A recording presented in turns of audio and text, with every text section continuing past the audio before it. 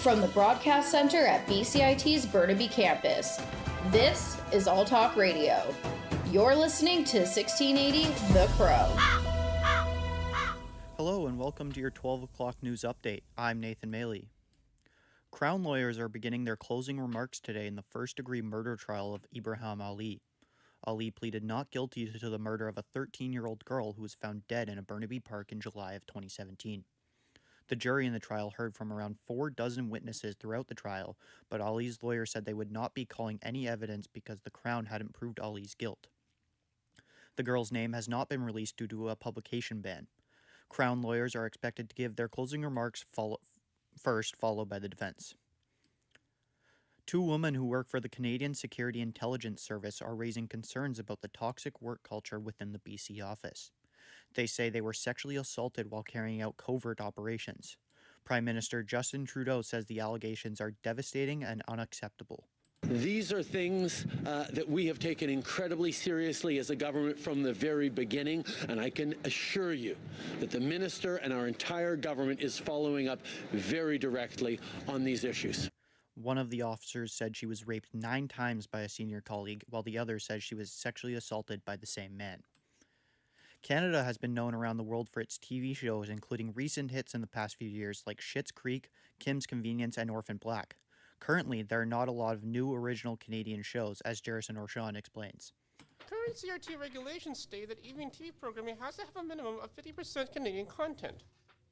While CBC is meeting that requirement, many of its new programming this fall consists of films that were previously released as miniseries, while stating that it is original programming. For example, the film Blackberry, released last spring in theaters, aired as a 3-part miniseries.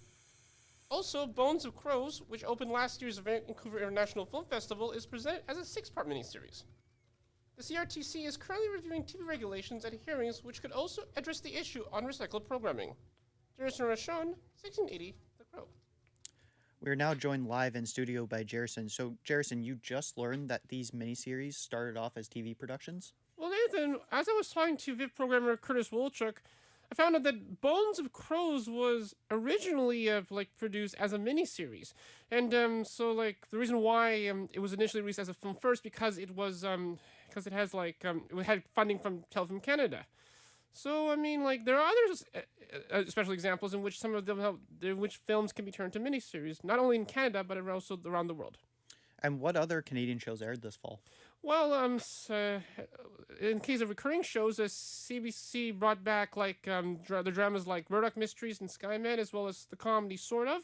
CTV has Transplant, Global has Departure, and CTV has Hudson Rex. The Kim's Convenience spin-off Strays was not back this fall, but it might be back this winter. Back to you. Awesome. Thanks, Harrison. For anyone interested in coastal cleanups For anyone inserted in coastal cleanups, the Ocean Legacy Foundation in Richmond is one of the 5 organizations getting funding from the province. Our reporter Filip Kovacevic has the details. This comes as part of a $25 million investment from the Clean Coast, Clean Waters initiative. The money goes towards shoreline cleaning and projects for moving broken down ships, announced in May 2023, increasing the whole funding for the initiative to $49.8 million. The organizations that were chosen received more than $10.5 million to clean up BC's coastal communities. By February 29th, everyone who got money from this round of funding must complete their projects from the round. Filip Kovacevic, 1680 The Crow. After years in the making, Canadians will finally be getting access to a suicide crisis hotline. Canadians can now call or text 988 when they owe someone or themselves are in crisis. Most calls answered will be in the same region, 24 hours a day, 7 days a week, and free of charge. The hotline is expected to take in between 600,000 and 700,000 calls in the first year alone. An estimated 4,500 Canadians died via suicide last year, and the number of people in crisis has grown, according to experts. 988 went live at 6 a.m. this morning. A new bar just opened last week in Coquitlam, but there's a twist. This bar will only be featuring non-alcoholic beverages with 0 liquor on site. Kevin Pontius has the story. Bevy's Booze-Free Bottle Shop and Beverage Room recently opened up last week in Coquitlam. This marks the first alcohol-free bar in Metro Vancouver. I spoke with the owner of the bar, Raquel Ferran, who referenced recent data from Stats Canada on the health guidelines related to drinking alcohol. Last year, for the first time ever, Health Canada came out with new regulations around drinking alcohol. And for the first time, they said that you shouldn't, if you don't drink, you shouldn't start. So it used to be it was okay to have 1 or 2 drinks a week or whatever. And now they say, nope, it's bad for you, it's a carcinogenic, and you really shouldn't drink at all. The goal of the bar is to be a welcoming place for anyone to socialize without the pressure of alcohol. Kevin Pontius, 1680, The Crow. Medical-assisted dying services will soon be available for patients in Vancouver's St. Paul's Hospital. BC's Health Ministry and Providence Health have reached a deal to ensure that patients won't have to transfer out of St. Paul's to another facility for the end-of-life service. The Health Ministry says Vancouver's Coastal Health will help set up a clinical space next to the hospital to help those who want to use medical assistance in dying while they're being treated. Healthcare professionals from Vancouver Coastal Health will be working at the clinic, with a hallway connecting to St. Paul's Hospital. The clinical space is expected to be completed in August of next year. The City of New Westminster recently endorsed sex worker safety guidelines following similar actions to the City of Vancouver, Nanaimo, and Surrey. Our reporter Abby Francis has the story. In an email statement from PACE, a peer-driven organization that advocates for sex workers, they say they are very glad that the City of New Westminster cares about sex worker safety and hope other municipalities follow suit, adding this type of work is very important for removing stigma around sex work. On November 27th, the City of New Westminster endorsed sex worker safety guidelines and allocated $5,000 towards city staff training around sex work safety. The endorsement also included working with PACE and living in the community for the next steps, and will continue collaboration with the working group the city put together in February of this year. That group includes 12 people, 6 of which have lived experience with sex work, as well as the members from SWAN, PACE, Living in the Community, local nonprofits, and the Vancouver City Social Planner. Abby Francis, 1680 The Crow. The federal government is going to spend more than $10 billion to buy at least 14 Boeing service planes to replace the aging CP-140 Aurora fleet. Defense Minister Bill Blair explains why they chose Boeing over Quebec-based Bombardier's prototype aircraft. The P-8 Alpha Poseidon is the only currently available proven aircraft that meets all of the operational requirements as defined by the Royal Canadian Air Force. And we believe that it is very much in the public and national interest to acquire the only capability currently available to us. The planes will be based in Nova Scotia at CFB Greenwood and British Columbia at CFB Comox. Expected delivery of the planes is set for 2026 and 2027. TD is the latest bank in Canada to announce job cuts. Michelle Zadikian of the Canadian Press has more. The bank says it's reducing its workforce by about 3%, amounting to roughly 3,100 employees based on its third-quarter headcount. The cuts are a similar amount to what Scotiabank announced during the quarter and what RBC guided to in its third-quarter results. TD says it's already made some of the cuts and will continue to do so throughout next year. It will also achieve some of the reductions through attrition and will work to redeploy staff where possible. Many of the big banks have been reducing their headcounts as they deal with the economic slowdown and a weaker consumer. Michelle Zadikian, the Canadian Press. The Vancouver Canucks are set to play the Vegas Golden Knights at home tonight. The winner of the contest is set to take top spot in not only the Pacific Division, but the Western Conference as well. Head coach Rick Tocchet understands the importance of tonight's contest. These are the games you should be excited about. Like this is, the crowd will be into it. The spotlight's going to be on this game for us. Thatcher Demko and Aiden Hill are tonight's projected starters. Puck drop is set for 7 p.m. from Rogers Arena. Hockey Canada says a new independent complaint mechanism received information on almost 1,900 potential cases of maltreatment during its first season. Greg Strong of the Canadian Press explains. Hockey Canada says of the complaints made last season, 187 were accepted and fully processed. Most of the others didn't meet the threshold of severity and were redirected to provincial or territorial members for assessment. The report says just over half of the accepted complaints involved bullying and harassment, followed by sexual maltreatment at about 20%. There were over 1,600 documented or alleged incidents of on-ice discrimination last season, nearly twice as many as the previous season. Greg Strong, the Canadian Press, Toronto. Over to baseball now. The Milwaukee Brewers and outfield prospect Jackson Chourio are closing in on an 8-year deal worth nearly $80 million, according to John Heyman of the New York Post. The contract would be the largest ever for a player yet to play in an MLB game. Chourio is currently ranked as the number 2 prospect in all of baseball, according to MLB Pipeline. The Venezuelan native has only played 6 games above the AA level. The 19-year-old spent the majority of last season playing for AA Biloxi. The deal would tie for the 3rd largest contract in Brewers history, with Lorenzo Cain only behind outfielders Christian Yelich and Ryan Braun. Buffalo Bills linebacker Von Miller has found himself in some hot water with authorities.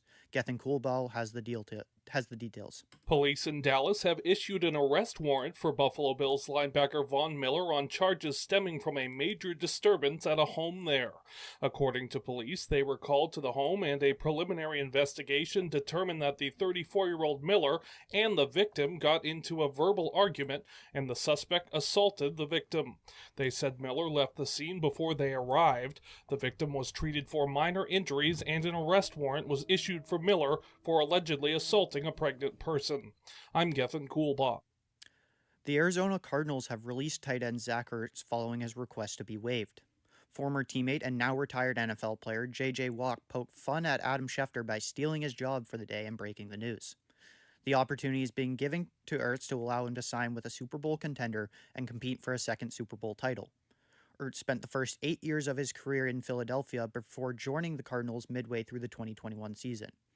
His release is expected to create more opportunities for 2022 second-round draft pick Trey McBride, who's enjoying a breakout campaign so far. And that's all for your 12 o'clock news update. I'm Nathan Maley, and I'll see you again at 2:30.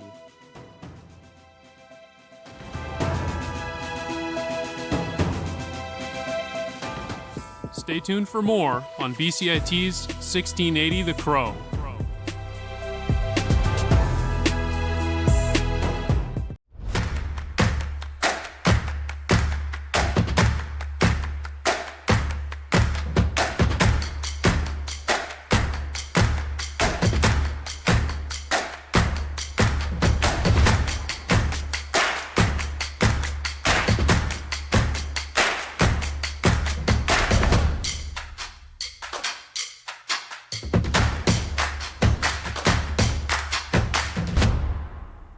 Everything is changing to digital. Everything is online. People aren't just waiting for the 6 o'clock news anymore. People want their news right now. They want to be able to go onto their smartphone, onto the internet, and see the news that they want to see.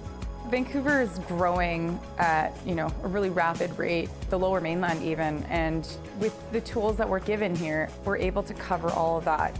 Welcome to BCIT Magazine. I'm Radhika Sikka-King. In the program, they really leave it up to you. I mean, the help is there when you need it, figuring out how to use the programs like Premiere, Audition, and figuring out how to use the cameras. But it's up to you to sort of experiment and figure out what you can do when you go out in the field. They brought candles and flowers to remember the student who lost her life yesterday. Theresa May says the international community condemns Moscow. They really make sure that you know the basics and you are able to put out a quality product. I'm Brady Tretanero. And I'm Radhika Sikka-King. Thank you for tuning in to BCIT Magazine.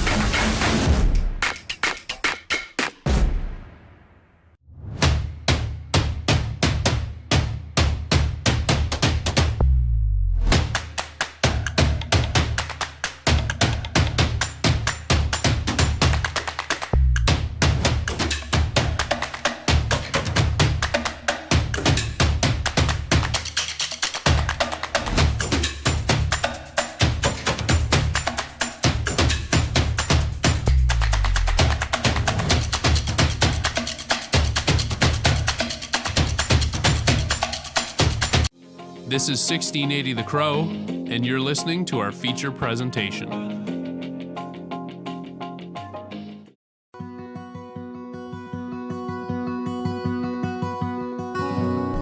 Hello and welcome to The Crow Podcast. My name is Grace McLeod. And I'm Abby Francis. We will be your featured hosts for this episode. Speaking of said episode, today's title is Daylight Savings Time. Should it still be a thing? Abby and I had the chance to speak with some extremely helpful and thoughtful voices on behalf of our topic. We also deep dived into the history of daylight savings time and learned some interesting facts that the average person might not know. Like, did you know it's actually a myth that farmers are the reason why we use and follow daylight savings? Honestly speaking, no. Not at first. But facts like these are why we became so interested in this topic in the first place. If this is a myth, then what is the reason behind us following the fallback and spring forward methods of daylight savings time? Is there a clear answer as to why? Or maybe even why BC and Canada in general still use it? Which leads us into introducing our first guest. Calvin Kilpatrick is the office admin at Southlands Heritage Farm in Vancouver, BC. They were excited to speak on the farming perspective and continue to debunk the farmer myth linked with daylight savings time. Here, at least, I've found it's not very helpful. But we're not like a huge working farm, especially this time of year, right? Like, we're not bringing in tons of crops because it's the dormant season. So moving the day a little earlier kind of doesn't matter to us because it's not like we have to be out there in the fields.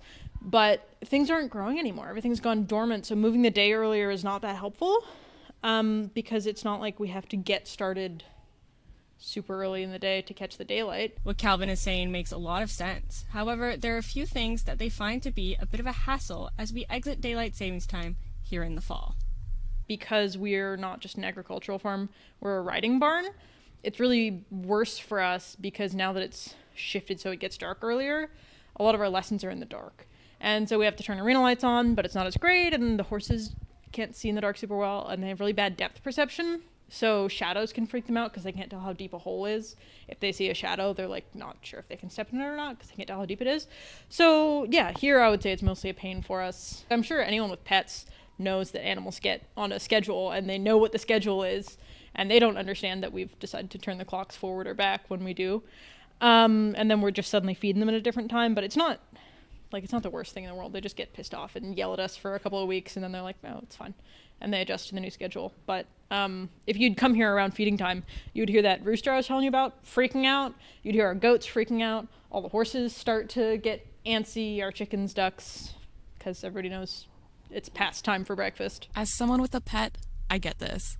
Same here. Now the question lies with the business side of Southland Farms. Southland has a unique quality to it. Not only are they a farm and riding barn, but they also have a school that runs on the property. This school runs with the normal school day times, which means that Heritage Farms doesn't even open their doors to the public until 3 p.m. With the fall and winter times being in non-daylight savings, this can make things difficult. On a business side, definitely the thing we have to worry about is how early it gets dark now because of, not just because of the shift. Obviously, the days are really short here. We're pretty far north relatively for the rest of the world. But it is a safety concern, especially with the littler kids, how dark it gets. For riding lessons, we do have lights out in the ring, but they don't cover everything. And so we try to move lessons earlier, but people have school during the week, obviously, so they can't come right at 3 or whatever. So it can get harder to book those later lessons and keep them filled.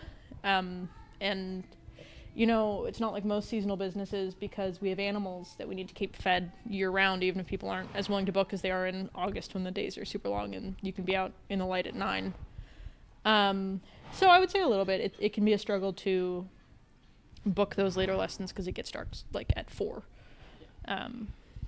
And we got to keep these horses fed through December, through January. We asked Calvin their personal thoughts on daylight savings time.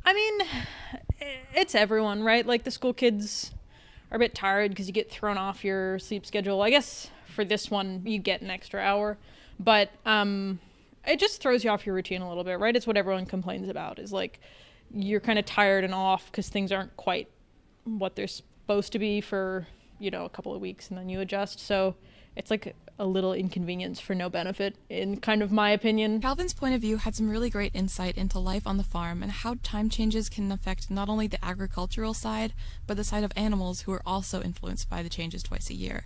They're a factor just like us. That is very true, and I agree that it's not the first thing I think about when these time changes occur twice a year. It really is like adjusting to jet lag when you think about it. At least we aren't alone doing it.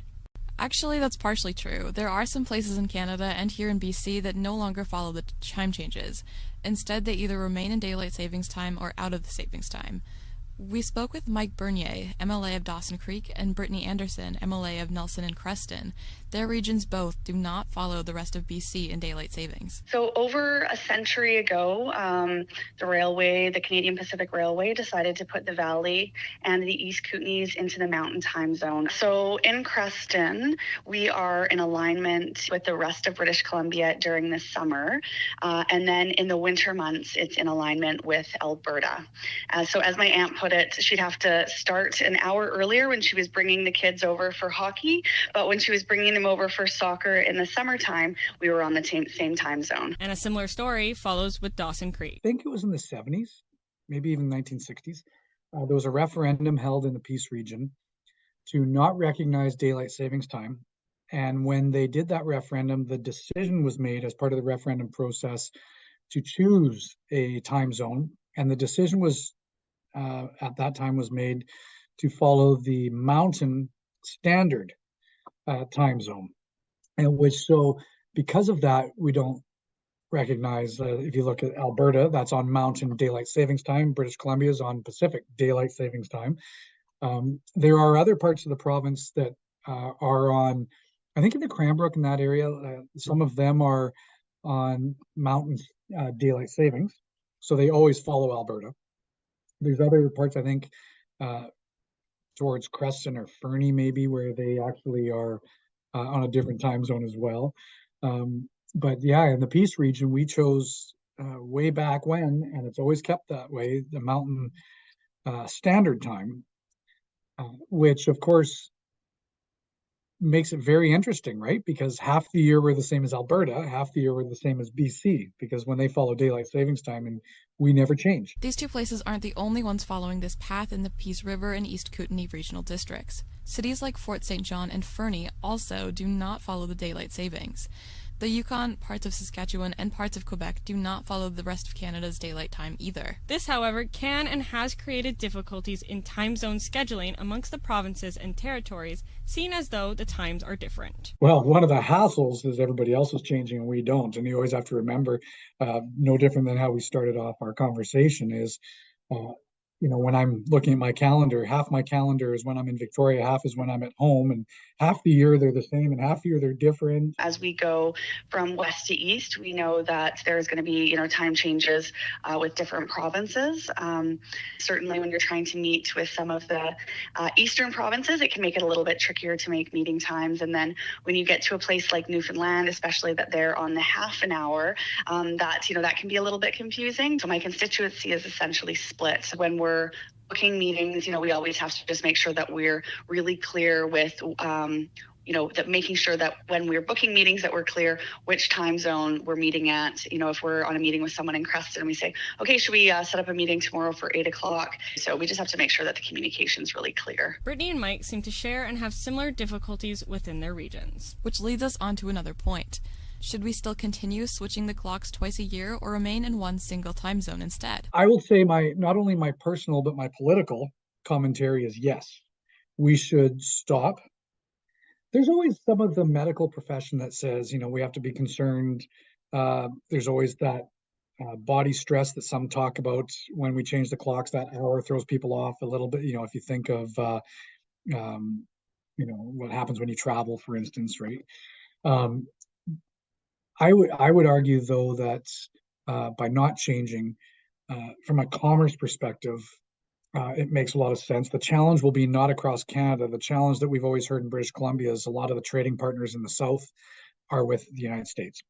So if you have us not changing, but then you have Washington State changes, then it'll be the same challenge that I'm going through, where half the year we would be the same as Washington, half the year not the same as Washington. I certainly know that when we're looking provincially and when we surveyed British Columbians, and they were overwhelmingly interested in keeping daylight savings time, but that there was really clear feedback that they wanted to make sure that we were in alignment with the Yukon and the Western states as well. And right now we're not in alignment with the Yukon, but we do have legislation that has been passed in British Columbia, and we're essentially waiting for the US to be able to make that move so that we can make it all together. And so right now that we're waiting for approval for the House of Representatives in the US and then President Biden. I know Washington, Oregon, and California have been talking about going away from daylight savings time, and whether they, it's like lock into one time zone. So whether it would be I think what we looked at in British Columbia is staying on Pacific daylight savings time forever. And we would stay there and just stay at that time zone and not change anymore in the winter time. I think it would make sense, but we actually passed legislation a couple of years ago in BC to stop recognizing the time changes. But the government put it into what's called regulation or policy, which means even though it passed in the chambers, it doesn't come into force until the Premier and Cabinet sign off on it. And their thought was they were waiting to see what the Western United States states did before they would decide. So I think the majority of the people want to see that. Most polls show that people want to see us stop. I think it's going to take a little bit of political courage and the first person to rip off the Band-Aid, so to speak, and just do it. So I guess the question is as follows. If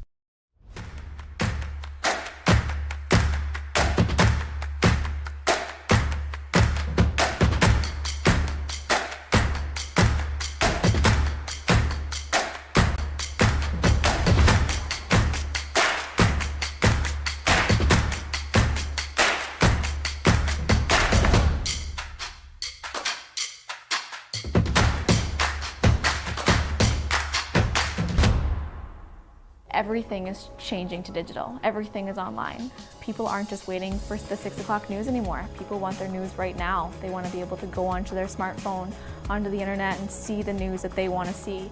Vancouver is growing at, a really rapid rate, the Lower Mainland even, and with the tools that we're given here, we're able to cover all of that. Welcome to BCIT Magazine. I'm Radhika Sikki-King. In the program, they really leave it up to you. I mean, the help is there when you need it, figuring out how to use the programs like Premiere, Audition, and figuring out how to use the cameras. But it's up to you to sort of experiment and figure out what you can do when you go out in the field. They brought candles and flowers to remember the student who lost her life yesterday. Theresa May says the international community condemns Moscow. They really make sure that you know the basics and you are able to put out a quality product. I'm Brady Tretnero. And I'm Radhika Sikki-King. Thank you for tuning in to BCIT Magazine.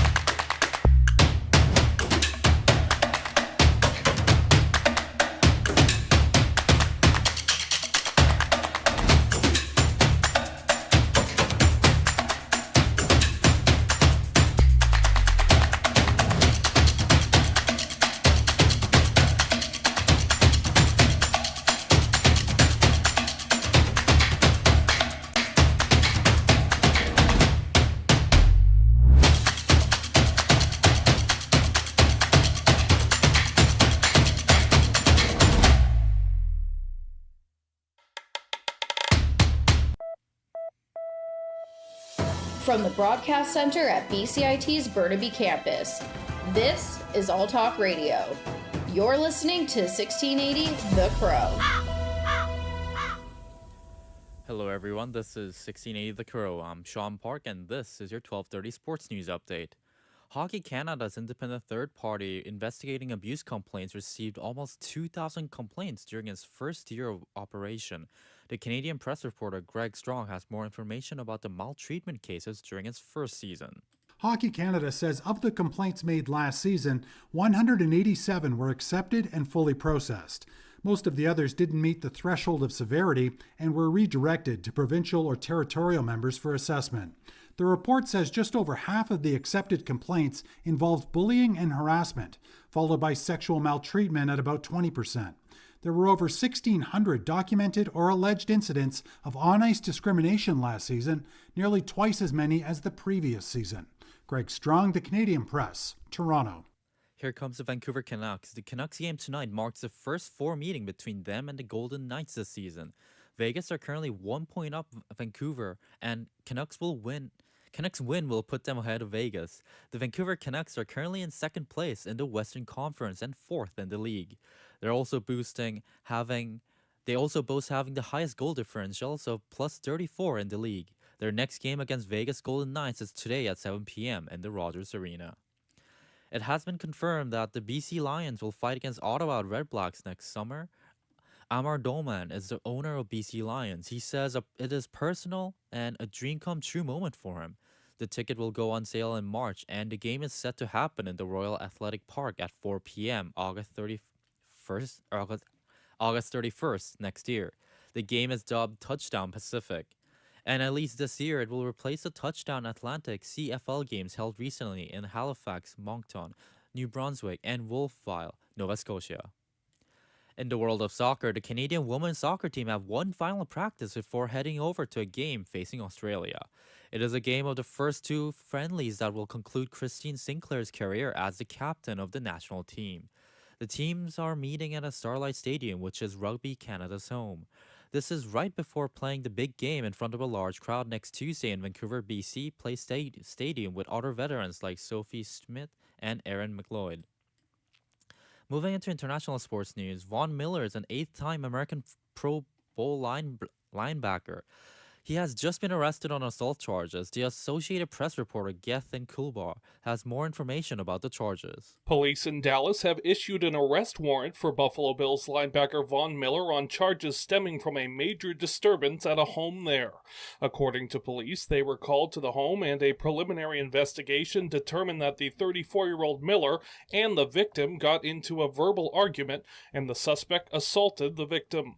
They said Miller left the scene before they arrived. The victim was treated for minor injuries and an arrest warrant was issued for Miller for allegedly assaulting a pregnant person. I'm Gethin Kulba. In basketball, the 19-year-old USC Trojan basketball player Bronny James is coming back. He has been cleared to return to basketball 4 months after his cardiac arrest in July during a workout at Gallen Center. He will have a final evaluation with the USC staff this week and resume practicing as early as next week. The Trojans play number 11 Gonzaga in Las Vegas on Saturday. Their next upcoming home game is on December 10th against Long Beach State. In stateside golf, Tiger Woods is returning to competitive golf nearly 8 months after his 2021 car accident. He's planning to appear in the 2023 Hero World Challenge that is kicking off today. It is an unofficial PGA Tour golf tour hosted by Tiger Woods himself at Albany Resort in the Bahamas. The players are competing for a purse of $4.5 million. In baseball, there's a potential record-breaking news. The Milwaukee Brewers are expecting to sign a record-breaking contract extension to Jackson Chourio. The Chourio is a 19-year-old, and he is expected to sign an 8-year deal worth around $80 million. If this deal goes through, this would break the world record for the largest contract ever signed by a player making their MLB debut. And that's it for the 2030 News Update. I'm Sean Park, and this is 1680 The Crow. Stay tuned for more on BCIT's 1680 The Crow.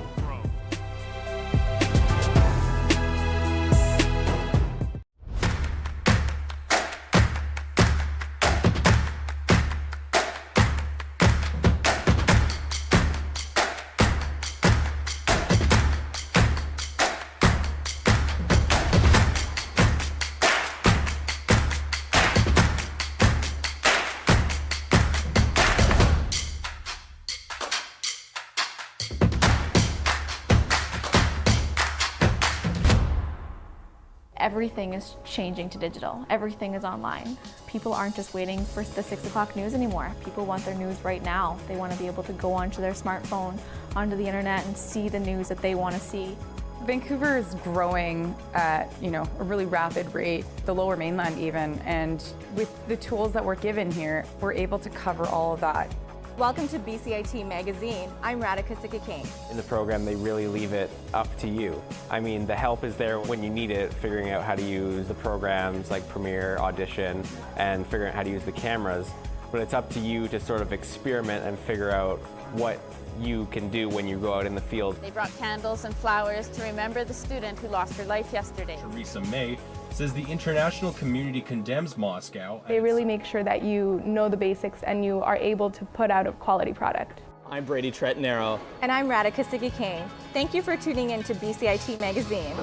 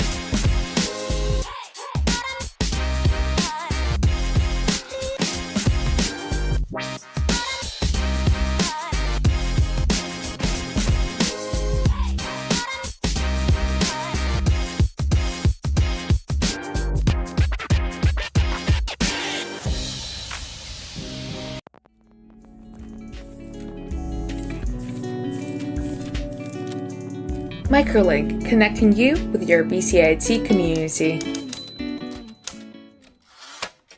Hello everybody, my name is Tatiana Yakovleva and you're listening to the fall episode of Microlink. Microlink is a podcast brought to you by the BCIT Student Association. Personally, I think fall is an exciting time, and I'm actually excited to introduce a new voice to this podcast. But before we get too ahead of ourselves, I would like to acknowledge that the land on which BCIT's main campuses are located is the traditional and unceded territory of the Coast Salish peoples, specifically the shared traditional territories of the Tsleil-Waututh, Squamish, and Musqueam First Nations. Today, we're joined by Sean Park, one of my coworkers, and Nick Dechev, a professor at University of Victoria. But being a professor is not the only thing Nick is occupied with. Today we will be learning about what Victoria Hand Project is, how Nick's master's project helped found it, and where it is at today. In order to do it justice, I will let Sean take it away from here. Hello everybody, I'm here with Nick Dechev. Would you like to introduce yourself? Yeah, sure. My name is Nick Dechev. I am the founder and currently Chief Technical Officer of Victoria Hand Project. Seems like you have a lot of things going on. Let's start with your background in robotics. You teach at UVic, correct? Yes. Now, I'm not currently teaching robotics. I do teach engineering design, and I teach a variation of that, which is, mechanics of machines, so that sort of thing. So it's very much close to robotics, and I have extensive robotics experience from my PhD. But yeah. And speaking of, how has the robotics field changed and grown throughout your career in the field? And as a PhD professor, you're very knowledgeable in this field. So can you tell us a little bit more about that? Yeah, sure. So just to clarify, the Victoria Hand, which we'll be talking about shortly, although it's based on mechanical principles, it's not technically robotic because the Victoria Hand doesn't use any electric components by design. However, I know quite a bit about robotic prosthesis. I've been following it for, 27 years. My master's was in robotic prosthesis at University of Toronto. But we decided to take the Victoria Hand in a slightly different direction, which is just mechanical only. Right. But the field is advancing. The main advancements in robotic prosthetics are pretty much challenges on controlling them. That is to get the desires of the person wearing the prosthesis. How do you get someone's desire? What's in their head? Like, I want to do this. How do you get that into the machine? So that is some of the most challenging stuff, and that's where the most innovation has happened in the last 10 to 15 years. The machines themselves, however, there's some really cool ones out there, but they, actually haven't advanced that much. There's some refinements here and there, but I'd say the mechanical, electromechanical part of prosthesis has been the same for a while. Right, and you briefly mentioned that robotics is not associated with Victoria's Hand Project because it's mostly mechanical. So can you tell me more about the organization and what does mechanical really mean to an average person? Sure, yeah.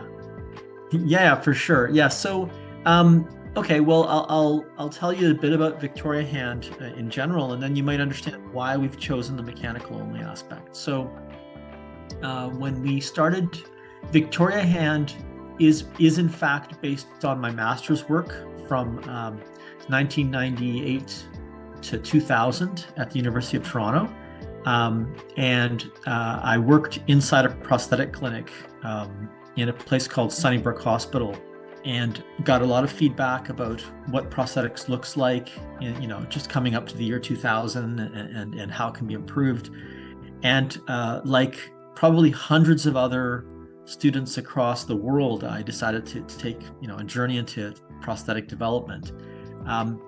So I created this interesting mechanical hand, and it finished my work. And then over the years, it after we published a paper on it, it generated a lot of interest on the mechanics of it, not the robotics, but the mechanics of it, how it worked. Roll forward 12 years later, it was about 2012, and like many projects done, they sit in shelves for years, and sometimes other technologies have to catch up to make an old project work well.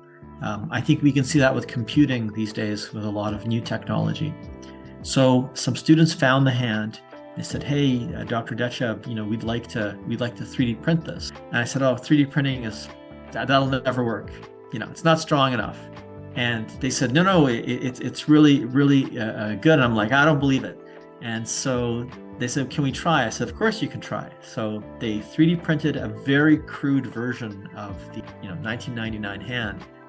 They brought it to me and we were playing around with it. And I was actually shocked to see how strong it was. I couldn't believe it.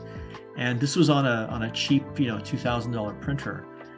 And that's when kind of the beginnings of the Victoria hand were born. So we took an old design that was proven and published, and we converted it into a 3D printed design. And that took, almost a year and a half, because you can't just print exactly the same way it's made. We got some grant money and we started the Victoria hand in Guatemala in 2014 as a research project. And it wasn't even called the Victoria hand back then. We just called it the 3D printed prosthesis. It had no name. And here's the moment where it got interesting. So it's a very lengthy process to write an application to do testing with people. There's a lot of human ethics involved, and you have to make sure that things work okay. And if anything goes wrong, what's your plan? So that's called, human research ethics. And we did that, and we ran the study with about 15 people in Guatemala. And at the end of the study, remember, this is our, version 1.0 hand. At the end of the study, people were like, can we please keep this? And we were shocked because we didn't expect it to, survive or to do well.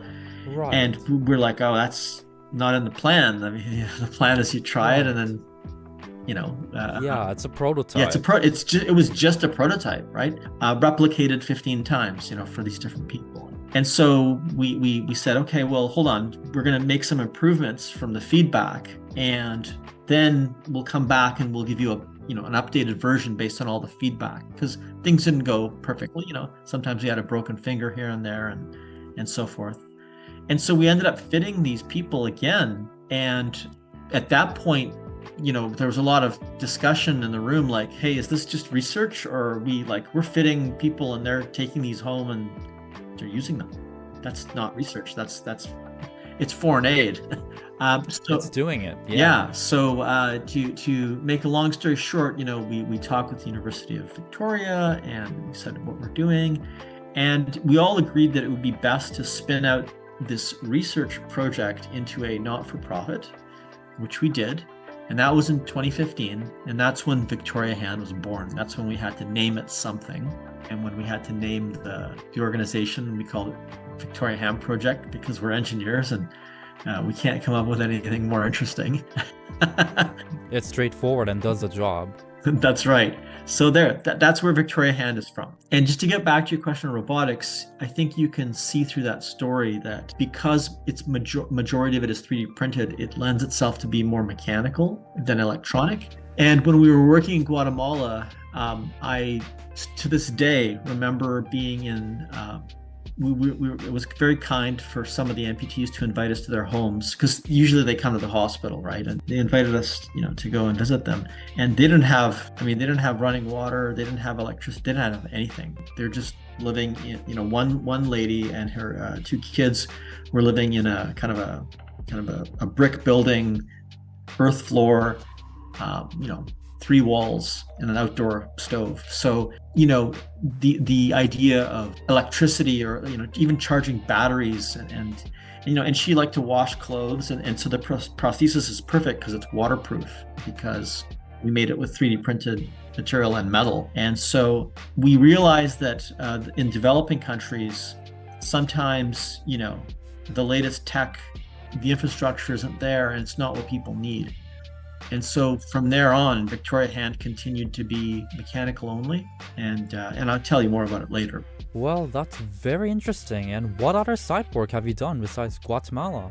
Well, when we were working in Guatemala, one of my students, and when I say students, these are typically 3rd year, 4th year engineers and mechanical engineers and biomedical engineers, and they all came to volunteer their time. So they're some of the top students. They were really excited about the project. So 2 of them, Pranay and Pranav, were from Nepal, and they were working on the project for quite some time. And one day, Pranay came up to me and he said, "Listen, Dr. Dechev, I'm Nepalese." And I'm like, "Oh, I didn't know." I don't ask people their heritage because it doesn't matter to me. I mean, you're either good at what you do, and that's the bottom line, right?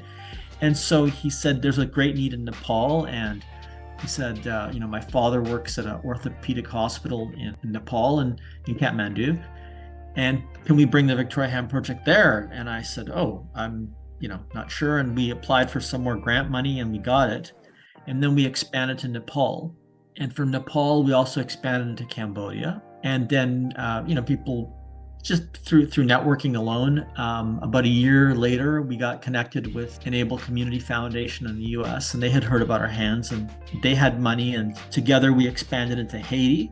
And then we went into Ecuador. And when I say expand, it wasn't like a one-shot thing. Like, we actually would fundraise, we would get 3D printers, we would do a trip, we would train them, and we partner with professional prosthetists. So suddenly, within a few years, we were in 5 countries, and word of mouth just kind of kept spreading. We got more grants. We got a Google grant in 2017, which really helped elevate the work into Egypt and into Uganda. And then we had an opportunity to expand into Kenya, which we did. I'm forgetting a country. I know I am. So we just kept growing. I mean, right now we have 9 countries that are very stable that we work in. Each country has like at least 3 or 4 printers. They have trained staff. We have a constant flow of materials going to each country, and they fit people. Every amputee has very unique needs. It's not a matter of just having a missing limb. And just to be clear, Victoria Hand only does upper limb. There's when someone says the word amputee, it's well known that about 9 out of 10 amputees, that means people who have a limb loss, have a lower limb loss. 90% of amputees are lower limb patients. So only 10 or 15% are upper limb. So we only work with upper limb people, and there's several reasons for that. But what that has allowed us to do is to become experts, really, really good at doing just that. And upper limb loss is quite complex as well. There's if you have an upper limb loss at your wrist or at your forearm or higher on your forearm or past your elbow, there's different ways you have to treat that with prosthesis. And so that's all we do. Yeah. Because upper limb loss is so unique, and without getting into too many details, there was one boy in Kenya, that Michael Perrone, who's currently CEO of Victoria Hand. We were just perplexed. We're like, how are we going to fit this child with a prosthesis? Because he had double limb loss and also leg loss. He'd been in an accident, and the anatomy of his limbs was really challenging to fit. But we're engineers, and it took a bit of time, so we couldn't fit him right away, but we developed it. And because we established those partnerships on the ground in the country, once we tried something here, we tested it, we made sure it worked, then we sent them the digital files and we walked them through fitting him, and they eventually fit him. And then we learned from that. So now when people have that same type of limb disfigurement, we can fit them too. And we just recently fit a fellow in Ukraine, in Vinnytsia, who had the same, this man is much older, but it was the same type of limb issue. And we're like, oh, we've done this before. Let's train our partners on how to do this. And we did. And he was fit in a matter of a week. So yes, we have special cases, we learn, and we keep adding to our digital collection of ways to fit people. Yeah. Embrace the magic of winter at BCIT Student Association's second annual Winterfest. Over 20 vendors to suit your holiday needs with student-friendly pricing. Join us Wednesday, November 15th, 2023 from 11 a.m. to 6 p.m. Be a part of the action in the Great Hall. Don't miss it. Brought to you by the City of Burnaby and the BCIT Student Association. Visit bcitsa.ca for more details. And speaking of Ukraine, I know that you provided some aid and leave. Can you tell us more about that? I know it's a little different expanding into a country that is in an active war. How did that change your process? Well, first of all, it was a very big decision to do that. We've never worked in a country prior to that was in a state of war. That's not who we are. We're engineers. We're not doctors. This is not something like MSF. We had a long discussion about whether it was okay for us to do that. I think with Ukraine, we ultimately decided that because it is such a vast country, it is a huge country, that if we were on one side of it, far away from the active areas of conflict, the risk would be lower. Obviously, there's missiles and bombs dropping everywhere, but we saw the huge need, and we were asked a number of times by people. We never push our way into places. Like, we just get requests, and after several requests, we ended up networking and making a partnership. We only do our partnerships through networking, and we found 2 suitable partners. And I did a exploratory trip in February this past year to meet them.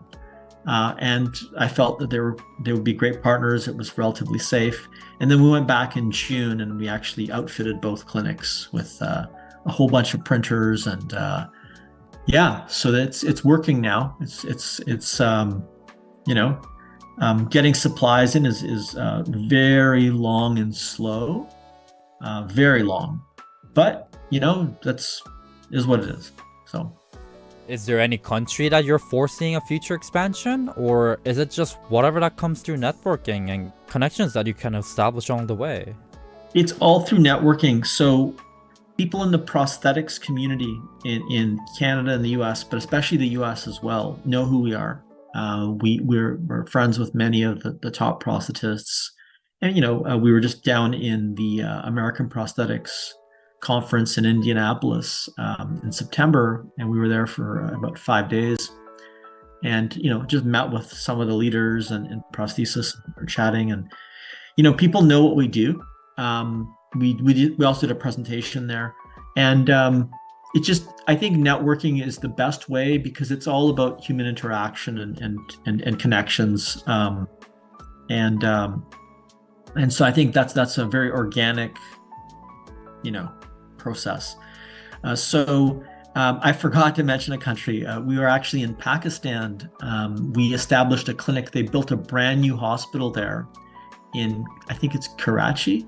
And Michael and Kim, 2 of our team members, went over there in May. I guess 2 months before we went to Ukraine, and they established a full system over there. So they have it's a full, usually we get a room or 2 different rooms, and it's full of equipment in terms of 3D printing, assembly, computers, everything to do the Victoria hand on site. So yeah, we're also in Pakistan. But you're asking about future plans? Not really.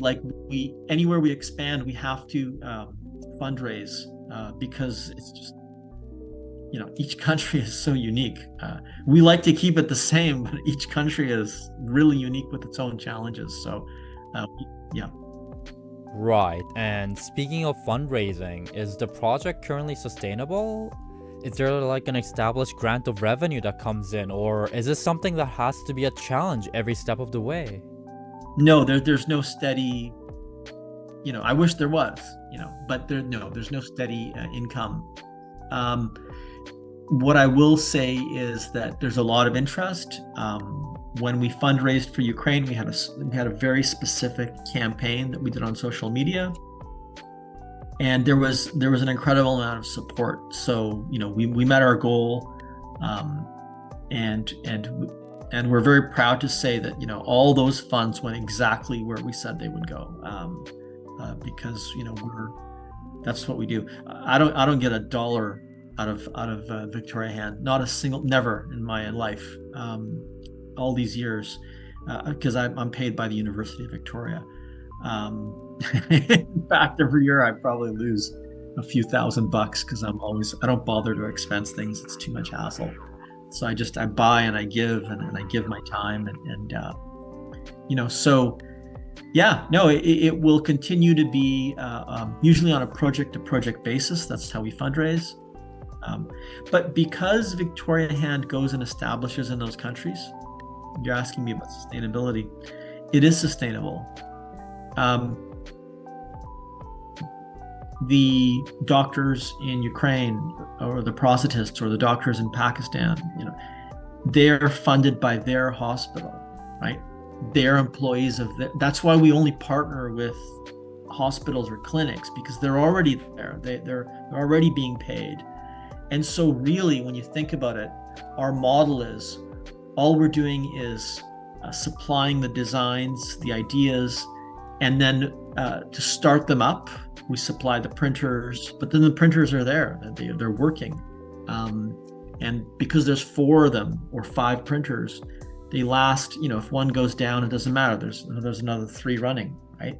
So, and they're very easy to service.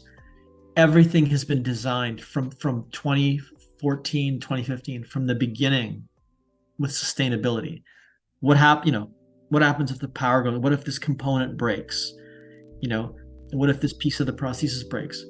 Well, the person visits the clinic, which is only maybe an hour away, and they print a new piece and they put it in, and it's done. It works. It's about making the prosthesis on site in the country, because then it's easy for everyone. The amputees, it's low cost. 3D printing a little latch maybe on the wrist, it's like 10 cents. It's a completely different model. Is you build on site. It's kind of like IKEA, except except the parts come out of a printer, if that makes sense. That does, and I know that model specifically works for developing countries, or countries that have potential to not have as many resources, like what you've mentioned about lights going out. How does this issue of amputees not having prosthetics translate to Canada? Is this something that Canadians face as well, or is it like a different issue? Or is it the same issue, but is it presented in a different manner? It's different. So Canada is a very interesting system in terms of prosthetic and orthotic care. In Canada, for instance, the policies to help an amputee vary on a provincial basis. So if you are in Prince Edward Island, there is no prosthetic coverage, period. That's it. In British Columbia, you are allowed to receive 1 prosthesis to satisfy the minimum need. And that's a very important proviso. I'll talk about that in a second. Every 3 years. I'm giving you the simplified version. There's a bit more detail, like you can read the policies. It's actually every 3 to 5 years, and there's some, a bit of leeway. You actually make an application. So if you're an amputee in BC or Alberta or Ontario, you meet with a prosthetist, you talk, you fill out an application. It goes to something called PharmaCare here, and a review board reads it, and then they decide if they'll fit the person based on if it's been 3 years or so, and then what type of device they'll fit. And that's where the minimum need comes in. So you do not get the state-of-the-art, $50,000 prosthesis here. That will not be funded in British Columbia. What you get is usually a hook, or you get a nice myoelectric arm, but it's the low grade. Like it's like a $12,000, $15,000 arm and they're quite nice, actually. I don't mean to demean it by saying it's low grade. In fact, I want to take that back. It's the minimum device that meets the need, but it's not as advanced as some of the stuff you see on Discovery Channel or anything like that. Not like that. Of course, and we're talking about devices that meet minimum needs for physical needs in order to have a person function in the best and in the most able way possible. But is there still some stigma and negative interpretation that is associated with prosthetics and amputees in general? In Canada, in the US, In Europe, I would say no. I think that what we have done as society in these countries, the ones I've just named, is from childhood age, we've explained that people have differences. And so, you'll teach children to say that people have limb differences, right? There's all sorts of acceptance. And so what happens is people are who they are, and it's not a problem. And that has been a concerted effort over, a generation or two to do that. And I think we've achieved that, because I certainly see amputees all the time in Canada, and they're like, yeah, I got no arm. And it's not a big deal. They can have a job, they can have employment. Nobody, people aren't pointing at them. In Guatemala or Nepal, it's completely different. Completely. It's a shame. In Haiti, there's the stories that we got. One of them was so crazy that we actually had to verify it. We heard the story and we thought, let's just verify it, because this sounds so crazy. But we found the source and we talked to them. And so basically in Haiti, for instance, the bus drivers won't stop, or taxis won't stop. They see you have a missing limb because it's bad. It's a belief system. It's like the person's cursed. They don't want them in the vehicle. You don't get jobs. In Guatemala, I remember the boy I spoke with and his father. We gave him a prosthesis, and the man said, listen, thanks for the prosthesis. It'll help my son. I appreciate it. He goes, but what my son really needs is a job. He's lucky, he gets straight A's in school, but the best job he can get is he picks watermelons in the fields.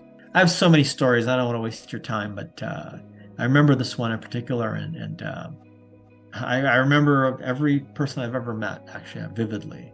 And so he said, he picks watermelons. That's the best job he can get. And the end of the season, as they're starting to get less and less need for pickers, they fire him first because he's the amputee. It's very different way of thinking throughout the world. And maybe we could look at that here in the West, and we can be judgmental about that and say, oh, that's terrible. But you can look at the other way around. People need to survive in these low-income countries. And so I don't think it's right that he's let go first, but they need to be efficient and make money and survive and feed their families. And so it's very difficult for amputees in other countries, very difficult. So, if our prosthesis in any way can help them get employment, that's like our top criteria. Anything. In Nepal, the ladies that we fit, if the prosthesis is black, they will not touch it. They will not wear it. Black means death.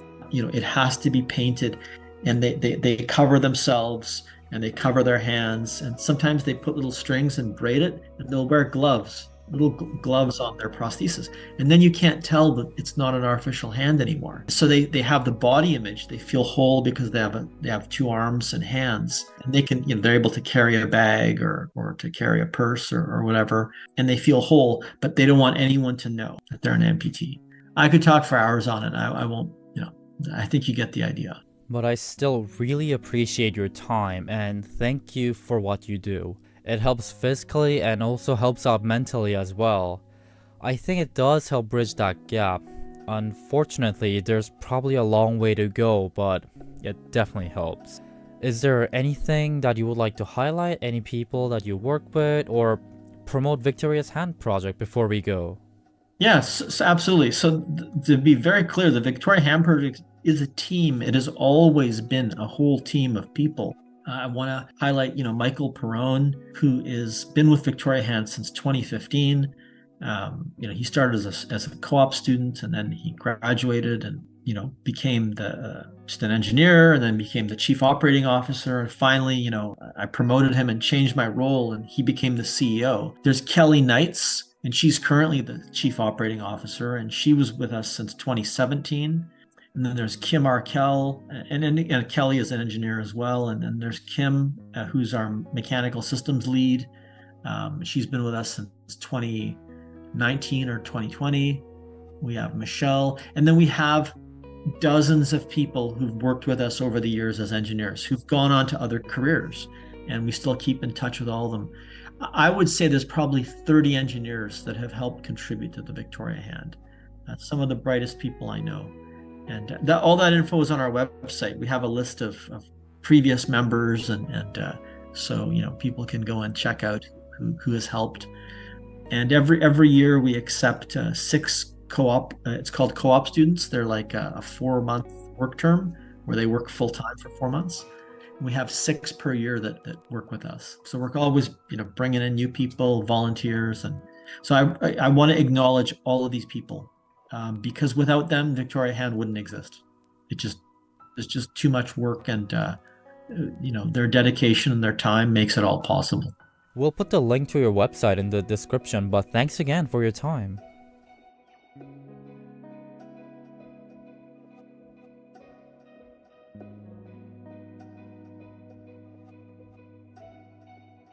That was Sean Park interviewing Nick Detchev about the Victoria Hand Project. Thank you so much for joining us today for Microlink. What did you think of this episode? Please don't hesitate to reach out to give your feedback. For more information about what LINK and BCIT Student Association does, please visit linkbcit.ca. That is linkbcit.ca. You will be able to find our contact information on the website. And if you get bored, the website also has plenty of articles and podcast episodes to occupy your time. But that is going to be it for this episode. Thank you so much for tuning in, and we will see you next time.